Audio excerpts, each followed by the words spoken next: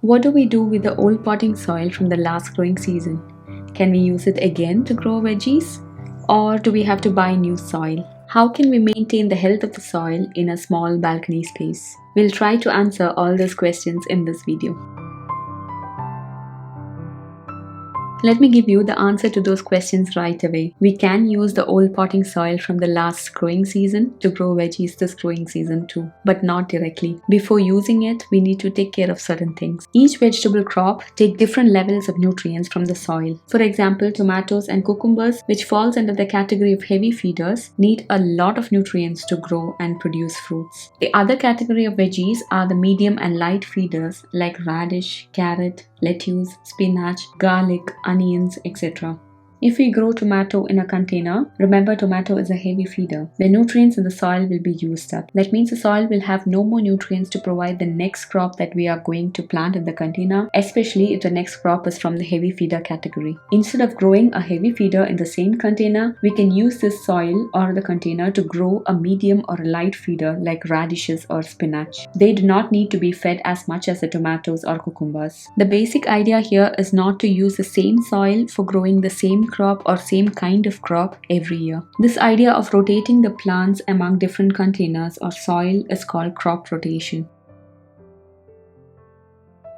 This is a practice that professional gardeners follow to maintain the health of the soil, to feed the plants with the right amount of nutrients, and also to avoid pests. However, to implement this practice on a small balcony space is really difficult due to space constraints. First thing is we have to keep a track of what crop has been growing in which container. And secondly, the sizes of container might differ according to the size of the plants. For example, we might have bought a larger container for tomatoes and cucumbers and a smaller container for lettuce or spinach or radishes. And switching those crops among the containers is not easy in this situation. Therefore, to achieve some level of crop rotation, I use an easy method. For this, I throw all the soil from different containers to a bigger bucket or a tub. The soil is most likely to be dry from the long winters. Loosen up the soil well so that there are no large clumps of soil.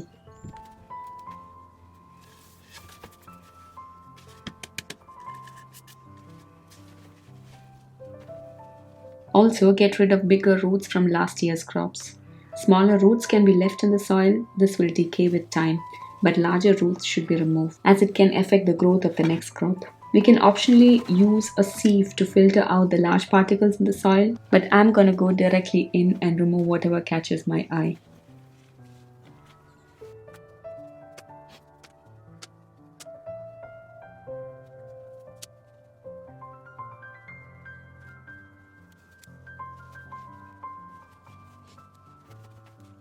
Quick change of scene because my back is breaking, so I place this on top of my raised bed. Make sure you don't use any soil that had shown diseases or pests in the last growing season. It is better to throw away such soil because some of those diseases and pests can overwinter in the soil and spread to the other crops. Always work the quantity you are comfortable with.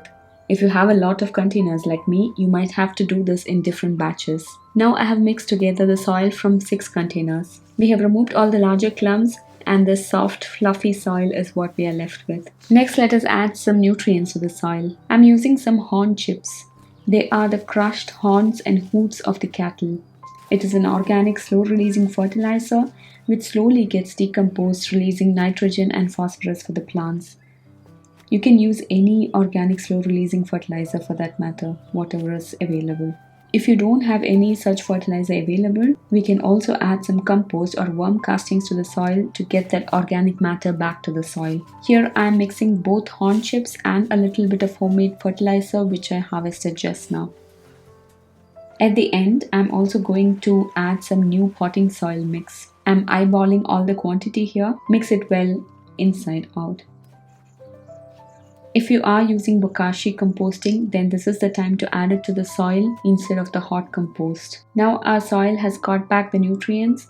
The slow-releasing fertilizer will break down with time and will not be heavy for the plants. This is also the time to check the drainage of the soil. The mixture should be well-draining as well as moisture-retaining for the plants. We can add some cocoa peat or vermiculite to the soil to make it well-draining. That means water can seep through the soil without clogging it, but at the same time retain some moisture for the plants to absorb.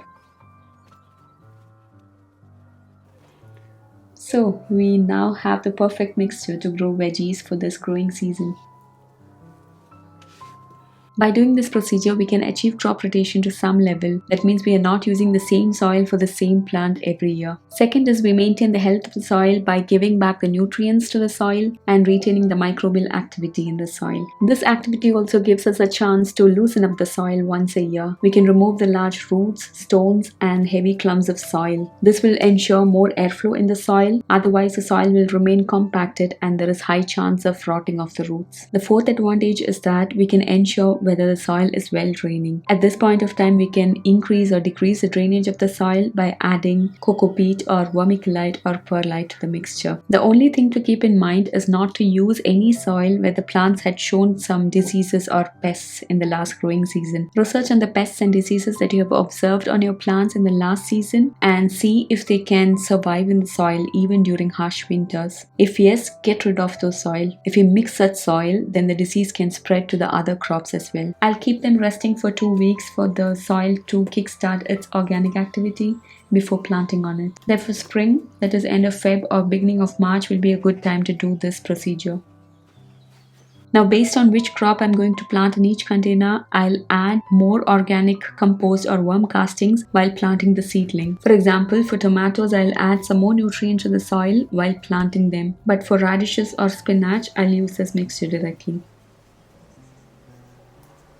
We can also follow a similar method for the raised bed soil. Since there is a lot of soil to work with, I'll take care not to plant the same crops from last year in these beds to maintain the health of the soil. Keep in mind that only a healthy soil can produce healthy plants, so feed your soil. Hope I was able to answer most of your questions. Thank you so much for watching. Bye and take care.